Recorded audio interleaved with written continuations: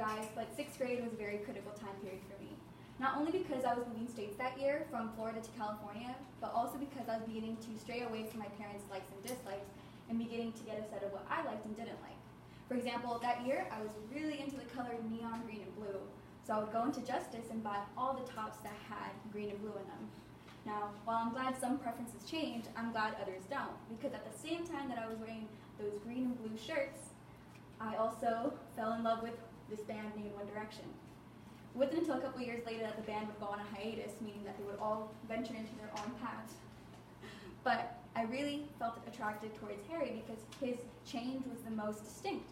He was going from a very womanizer point of view to this very free spirit, and I really resonated with that. Now, before I tell you how he inspires me, I'd like to give you a little details about him and his life. Harry was born on February 1st, 1994, in Cheshire, UK. When he was 16, he auditioned for the X Factor, to which he would make it past the initial round, but wouldn't make it past the next one. It wasn't until then that Simon Cowell had a change of heart, and he pulled out 5 members of the reject band, and he formed One Direction. And even though they didn't go on to win the X Factor, they placed 3rd, they did go on to have 3 world tours, from the years 2012 to 2015, to which they would have their hiatus. Now, when they were in the band, they had a band style. So Harry wore a lot of tight clothes, white shirts, and blazers. It was at the same time that he was being labeled a womanizer because he kept on getting pictured with women. It wasn't until he went on his solo career that he decided to stray away from that image, and he started wearing a lot of suits with feminine colors, to which he got labeled as gay. And he didn't really say much about it, he just kind of went on.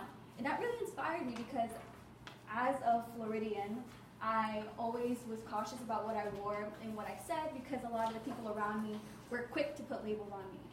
Now, as a girl, when I wear a lot of girly clothes or risky clothes, we all know what they're going to label me. But if I wear a lot of boyish clothes or baggish clothes, then I'll also be labeled as gay. And in Florida, that was a bad thing. But ever since moving to California, I realized that it's not that bad of a thing to be called gay or lesbian. It's not an insult, really. So Harry really brought that out and really showed me that I shouldn't be afraid to wear what I want or be who I want just because I'm afraid of labels. In the 2019 Vogue interview, Harry went on to say, "In the last 2 years, I have become more self-confident, and this has led me to be more open and free with the world. I realized that clothes have to do with fun." And that really spoke to me because I'm an older sister, and I have 2 twins that are at home. They're 3 years old, and they look up to me, and even though they might not be dressing themselves now or thinking of who they want to be, I want to be that person that they can come to and confide in without feeling judged. Now, while Harry was in the band, he was 16 to 22 years old, and that was a very critical time period for him because he was developing in front of the spotlight. Now, while he still might be developing to this day, he has really shown me that it's okay to venture out and try new things. He even participated in this Dunkirk movie by Christopher Nolan in 2018, where it portrayed a World War II veteran, or he portrayed a World War II veteran. Now, that wasn't really like him, because if you followed One Direction, then you know that they came out in an iCarly episode where their acting was terrible.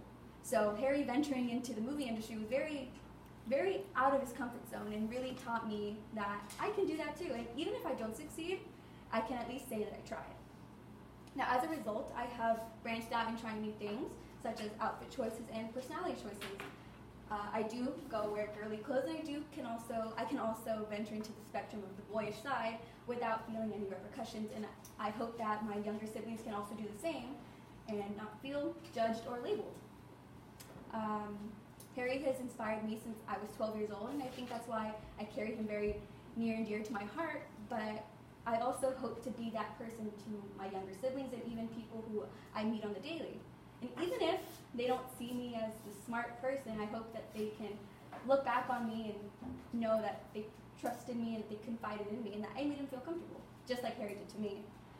Recently, in his Rolling Stone cover, Harry went on to say, "I want to make people feel comfortable being whatever they want to be."